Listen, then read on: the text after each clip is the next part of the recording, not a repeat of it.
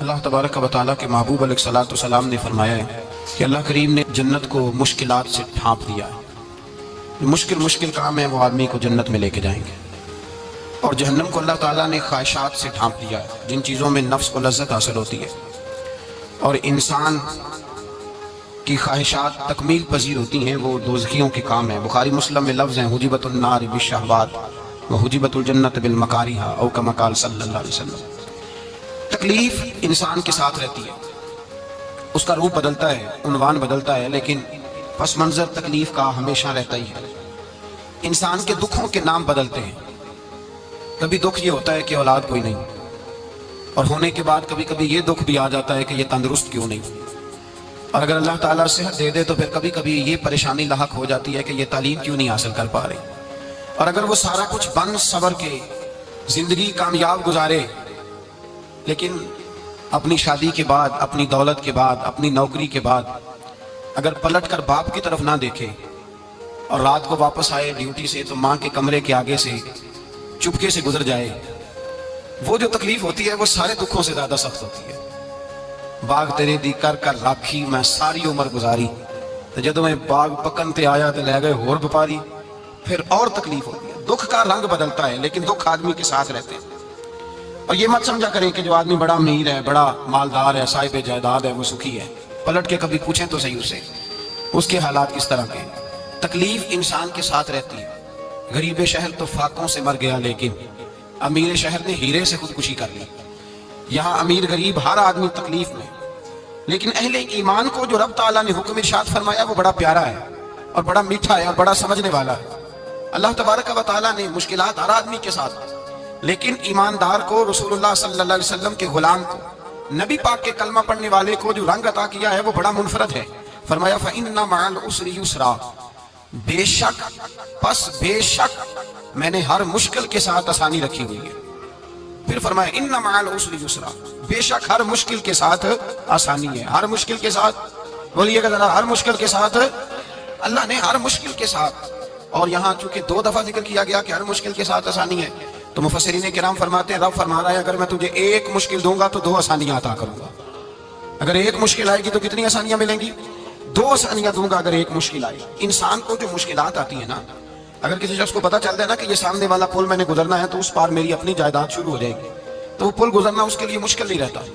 اگر کسی کو پتہ چل جائے کہ بس یہ 2 سڑکیں ہیں میں نے عبور کرنی ہے، پھر میرے لیے سفر آسان ہو جائے گا، تو وہ جھٹ پٹ گزر جاتا ہے، نہ دھوپ دیکھتا ہے، نہ تھکاوٹ دیکھتا ہے، نہ رش دیکھتا ہے، نہ گاڑیوں کی ریل پیل دیکھتا ہے، گزر جاتا ہے۔ اللہ کریم نے فرمایا بندہ مومن جان لے اگر میں تجھے 1 مشکل دوں گا تو میں تجھے کتنی آسانیاں، چلے سارے بول دیں کتنی جی، کتنی اللہ تعالیٰ آسانیاں دے گا؟ 2 آسانیاں۔ ہم لوگ اچھا جب ہمارا ذہن بن جاتا ہے نا کمزوری کا، ہمارا جب مزاج بن جاتا ہے مایوسی کا، پھر معاملہ ذرا ہمارے لیے گمبھیر ہو جاتا ہے۔ اگر ہم یہ ذہن بنائے نا کہ مشکل میرے اللہ کی طرف سے آئی ہے تو وہ مجھے آسانی بھی ضرور عطا کرے گا، تو پھر اللہ ضرور ہی آسانیاں عطا فرماتا ہے۔ اور جو مشکلات زندگی میں آتی ہیں نا، حضرت مولا علی شیر خدا رضی اللہ تعالیٰ عنہ کا بڑا خوبصورت فرمان ہے۔ حضرت علی فرماتے ہیں جب تجھے مشکل آتی ہے تو وہ تجھے رب کا پتہ بتانے آتی ہے، وہ تجھے اللہ کا پتہ بتاتی ہے، اس لیے کہ جب تو سارے اسباب کر لیتا ہے، جو ضرورت ہوتی ہے پوری کرتا ہے، تندرست ہو کے وہ کام کرتا ہے، پھر بھی کام نہیں ہوتا، تو اس کا مطلب ہے کرنے والا تو نہیں، کرنے والا کوئی اور ہے، جو کام کرنے والا کوئی اور ہے۔ تو عزیز بھائی یاد رکھیں ہر مشکل کے ساتھ اللہ نے آسانی رکھی ہوتی ہے۔ اگر اللہ تبارک و تعالیٰ بیماری عطا کرے تو اس کے ساتھ اللہ پھر جو تندرستی دیتا ہے وہ بھی بڑی اعلیٰ عطا فرماتا ہے۔ اگر اللہ کبھی غربت دے تو پھر اس کے بعد جو اللہ تعالیٰ آسانی دیتا ہے وہ بھی بڑی اعلیٰ عطا فرماتا ہے۔ اگر کہیں سے آپ کو دکھ ملتے ہیں تو پھر جب سکھوں کا وقت آتا ہے تو پھر گنے نہیں جاتے۔ یاد رکھیں مشکلات کے پہلو میں آسانیاں ہوتی ہیں، اور جس آدمی کو مشکل آتی نہیں، میرے نبی کریم سید عالم صلی اللہ علیہ وسلم نے فرمایا مومن کو جو مشکل بھی آتی ہے اللہ اس کی برکت سے اس کے گناہوں کو معاف فرما دیتا ہے، اللہ اس کی برکت سے اس کے گناہوں کو معاف کرتا ہے۔ یہاں تک کہ حضور نے فرمایا میرے مومن کو کانٹا بھی چبھے تو اللہ تعالیٰ اس کی مشکل کو آسان فرما دیتا ہے۔ عقل مند لوگ عقل والے ہوتے ہیں، سیانے بندے وہ بات کرتے ہیں تو سیانی کر جاتے ہیں۔ اب قرآن مجید میں مختلف آیات ہیں تو مختلف لوگ مختلف آیات کو پڑھتے ہیں۔ کسی نے مولا علی شیر خدا سے پوچھا حضرت قرآن پاک کی سب سے اعلیٰ آیت کون سی ہے؟ سب سے قرآن مجید میں ہر لفظ ہی اعلیٰ ہے، ہر حرف ہی، ہر لفظ ہی، کیا بات ہے، ذالک الکتاب لا ریب فیہ، ہر بات اعلیٰ۔ لیکن حضرت علی سے پوچھا کہ آپ کے نزدیک کون سی آیت اعلیٰ ہے، تو ذرا غور کرنا، شیر کی بات تو شیروں جیسی۔ مولا علی فرمانے لگے قرآن مجید میں اللہ فرماتا ہے وما اصابکم من مصیبۃ فبما کسبت ایدیکم فرمایا تمہیں دنیا میں جو بھی مصیبت آتی ہے تمہارے ہاتھوں کے کرتوتوں کی وجہ سے آتی ہے. وَيَعْفُو عَنْ کثیر، بہت ساری تو میں معاف کر دیتا ہوں. حضرت علی کہنے لگے یہ سب سے اعلیٰ آیت ہے میری نظر میں. لوگ کہنے لگے حضور ہم تو سمجھے تھے کہ شفاعت والی آیت کو آپ اعلیٰ کہیں گے، یا جو اللہ کہتا ہے لا تقنطوا من رحمت اللہ اس کو آپ اعلیٰ کہیں گے، تو آپ اس آیت کو اعلیٰ کہہ رہے ہیں کہ تمہیں جو تکلیف آتی ہے تمہاری اپنے ہاتھ کی کمائی کے سبب سے آتی ہے، اس کو آپ اعلیٰ کہہ رہے ہیں. تو حضرت علی رضی اللہ تعالیٰ عنہ فرمانے لگے میرے بھائیو ذرا غور کر کے اس آیت کو پڑھو. رب فرماتے ہیں تم جو غلط حرکت کرتے ہو اس کی سزا دنیا میں تمہیں کسی مشکل میں ڈال دیتا ہوں اور بہت ساری ویسے ہی معاف کر دیتا ہوں. فرمایا رب کہہ رہے ہیں میں تمہیں دنیا میں مشکل میں ڈال کے معاف کرتا ہوں. آپ فرمانے لگے میرا رب ایک جرم کی سزا 2 دفعہ نہیں دے گا، جسے دنیا میں سزا دے گا پھر قیامت میں بے حساب ہی معافی عطا فرمائے گا. پھر قیامت کے دن اللہ اسے دوبارہ سزا، یہ اس کے قانون رحمت کے خلاف ہے. یہ غور سے بات سنیں، یہ اس کے قانون رحمت کے خلاف ہے کہ اللہ تبارک و تعالیٰ 2 دفعہ سزا دے. تو اگر اس نے دنیا میں سزا دے لی تو اس کا مطلب ہے قیامت میں دوبارہ سزا. تو یہ سب سے اعلیٰ ہے. مصطفیٰ کریم علیہ السلام نے فرمایا مومن کو کانٹا بھی چبھتا ہے نا، کانٹا بھی. 2 بزرگ بیٹھے تھے، ایک حضرت احمد رحمت اللہ علیہ اور ایک حضرت شرف الدین منیری رحمت اللہ علیہ. تو حضرت شرف الدین منیری کہنے لگے کہ دوست اصل میں وہ ہوتا ہے جو دوست کی طرف سے آنے والی تکلیف پر صبر کرے. جو اللہ کی طرف سے آنے والی تکلیف پہ صبر کرے وہ اللہ کا محبوب ہوتا ہے. تو حضرت احمد کی فرمانے لگے نہیں مجھے تیری بات کی سمجھ کوئی نہیں آئی. صبر کرے وہ اللہ کا دوست ہے، مصیبت پہ صبر کرے. تو کہا جناب پھر اگر نہیں سمجھ آئی تو آپ بتا دیں اللہ کا دوست کون ہے. تو آپ فرمانے لگے جو محبوب کی طرف سے آنے والی مصیبت کو اس کا تحفہ سمجھ کے قبول کرے وہ اصل دوست ہوتا ہے. اس کا تحفہ سمجھ کے قبول کرے، اپنے رب کا تحفہ سمجھے، مالک کا تحفہ سمجھے کہ اس نے مجھے تحفہ دیا ہے، مجھے کسی مشکل میں ڈالا ہے. تو رب کریم بلا مثال و بلا تشبیہ سمجھانے کے لیے اللہ جب کسی کو مشکل میں ڈالتا ہے، کافروں کو تو اس نے موجیں کرائی ہوئی ہے، بڑی بڑی سہولتیں دی ہوئی ہیں، مشکل میں ڈب بھی ڈالتا ہے، اپنے نیک بندوں کو ڈالتا ہے. نمرود اور فرعون کے پیروں میں کانٹا بھی نہیں چبھتا، ان کو تکلیف نہیں آتی. تکلیف کسے آتی تھی؟ اللہ کے نیک بندوں کو تکلیف آتی تھی. حضرت رابعہ بصریہ جب تک زندہ رہی تب تک بیمار رہی.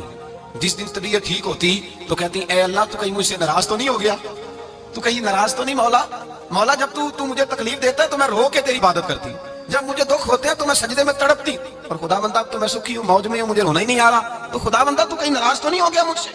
دکھ تو اچھے ہوتے ہیں، دکھ تو پیارے ہوتے ہیں، اور دکھوں کے بعد جو اللہ آسانی دیتا ہے اس آسانی کا پھر کیا ہی کہنا. اس حضرت ایوب علی نبینا علیہ الصلوۃ والسلام بیمار رہے، 60 سال اللہ نے تندرستی دی. کتنے سال بولے؟ 60 سال. غور کرنا بات پر، 60 سال علیم رہے، پھر بیمار ہو گئے. 18 سال ہو گئے بیمار ہوئے. زوجہ کہنے لگی دعا کر لیں آپ کو اللہ صحت دے دے.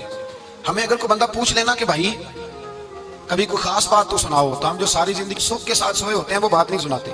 وہ جو ایک رات درد سے نیند نہیں آتی اس رات کا قصہ سناتے ہیں. کہتے ہیں وہ میرے الٹے دانت میں درد تھا تو میں ساری رات سو نہیں سکا. او بھائی جو ساری زندگی سویا ہے اس کا تو ذکر نہیں کر رہا. ایک رات جو تجھے نیند نہیں آ رہی، کسی سے پوچھا جائے، ڈاکٹر کہتے ہیں 360 ہڈیاں ہوتی ہیں وجود میں.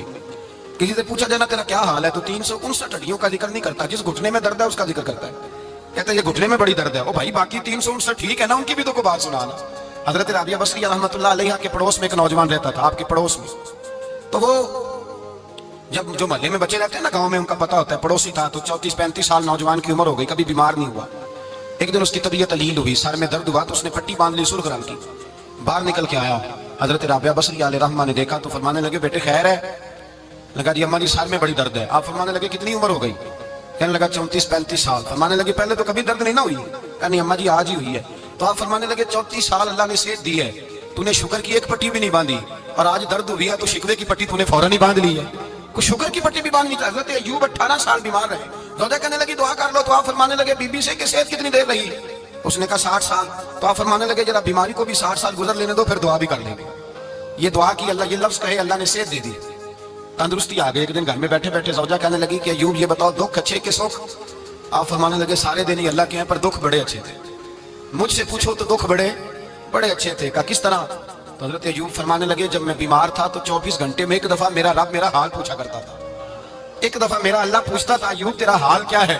فرماتے ہیں 12 گھنٹے تو لذت ہی رہتی تھی کہ میرے رب نے میرا حال پوچھ لیا، اور اگلے 12 گھنٹے میں انتظار کرتا تھا مالک حال دوبارہ کب پوچھے گا. فرمانے لگے اب سے تو ہو گئی ہے پر اب میرا رب میرا حال تو نہیں نہ پوچھتا. بھائی مشکلات جو ہوتی ہیں وہ تو تجھے سجا دیتی ہیں، سوار دیتی ہیں. تجھے یاد آتا ہے کوئی اپنا، جب تجھے درد ہوتی ہے نا، تکلیف ہوتی ہے، پھر تیرا دل کرتا ہے کوئی کندھا ملے جہاں میں سر رکھ کے رہوں. پھر اسی لیے تو کسی درویش سے کسی نے پوچھا تھا اپنا کون ہوتا ہے؟ تو کہا جو تجھے دکھ کے وقت یاد آئے وہ تیرا اپنا ہے.